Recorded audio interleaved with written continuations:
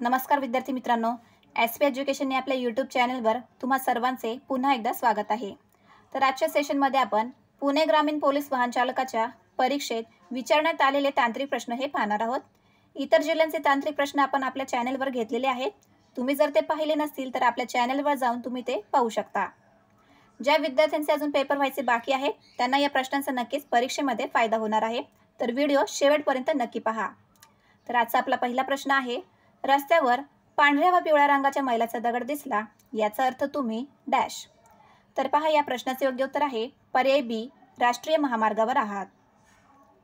पुढचा प्रश्न पाहूयात, मोटार वाहन कायदा 1988 अंतर्गत कोणत्या कलमानुसार वाहन चालवण्यासाठी परवाना आवश्यक आहे? तर योग्य उत्तर आहे पर्याय डी, कलम 3 नुसार। पुढचा प्रश्न, महाराष्ट्रातील आरटीओ कार्यालयातून दिलेले शिकाऊ लायसन्स कोठे वैध आहे? तर या ठिकाणी पहा, योग्य उत्तर आहे पर्याय सी, संपूर्ण भारतात। पुढचा प्रश्न, जर वाहनाच्या नंबर प्लेटचा पृष्ठभाग पिवळ्या रंगाचा असेल व त्यावर काळ्या रंगाने नंबर लिहिलेला असेल तर त्या वाहनाला काय म्हणतात? योग्य उत्तर आहे पर्याय सी, वाणिज्यिक वाहन। पुढचा प्रश्न, प्रत्येक मोटार वाहनास कोणते विमा असणे सक्तीचे आहे? तर या ठिकाणी योग्य उत्तर आहे पर्याय बी, त्रयस्थ व्यक्तीचा विमा। हा प्रश्न पहा प्रत्येक परीक्षेमध्ये रिपीट होत आहे, खूपच आयएमपी प्रश्न आहे। तर योग्य उत्तर काय आहे? त्रयस्थ व्यक्तीचा विमा। प्रत्येक मोटार वाहनास त्रयस्थ व्यक्तीचा विमा असणे सक्तीचे आहे।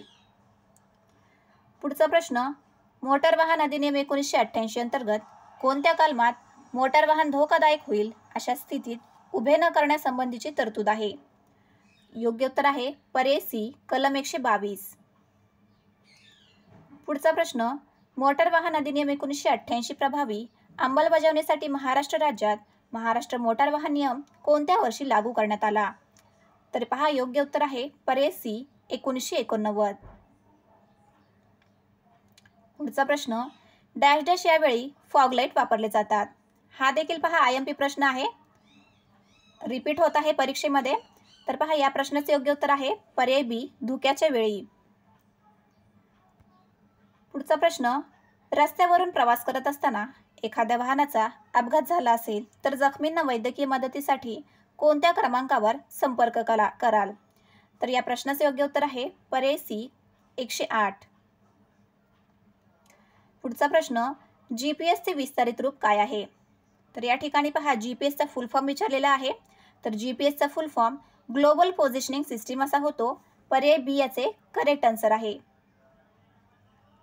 पुढचा प्रश्न, वाहनाच्या स्पीडोमीटर मधील आरपीएमचा फुल फॉर्म काय आहे? आरपीएमचा full form revolution per minute असा होतो, म्हणून या ठिकाणी पर्याय डी आपले करेक्ट आन्सर आहे। पुढचा प्रश्न पहा, नोंदणी प्राधिकरणाची मान्यता न घेता मोटार वाहनात फेरबदल केले असल्यास किती दिवसांच्या आत संबंधित नोंदणी प्राधिकरणाला अशा फेरबदलाबद्दल माहिती दिली पाहिजे? तर या ठिकाणी योग्य उत्तर आहे पर्याय बी, 14 दिवसांच्या आत। पुढचा प्रश्न, मोटार वाहन अधिनियम 1988 मध्ये अपघात घडल्यास वाहन चालकाची कर्तव्ये ही कुठल्या कलमांतर्गत दिली आहे? तर या ठिकाणी योग्य उत्तर आहे पर्याय डी, मोटार वाहन अधिनियम 1988 कलम 134। पुढचा प्रश्न, मोटार वाहन कायदा 1988 अंतर्गत कलम 113 अन्वये चालकाने वाहन चालवू नये जर?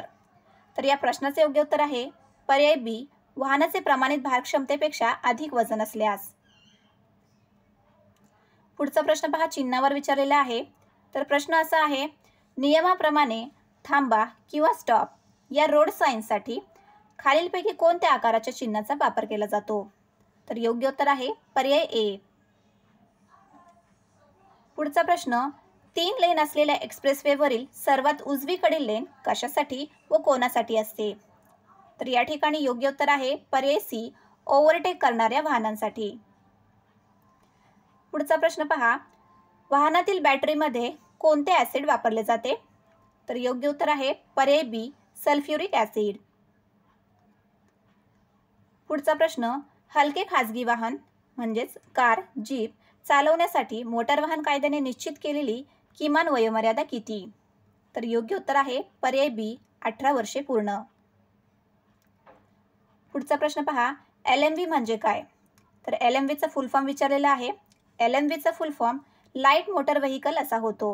पर्याय बी याचे करेक्ट आन्सर आहे.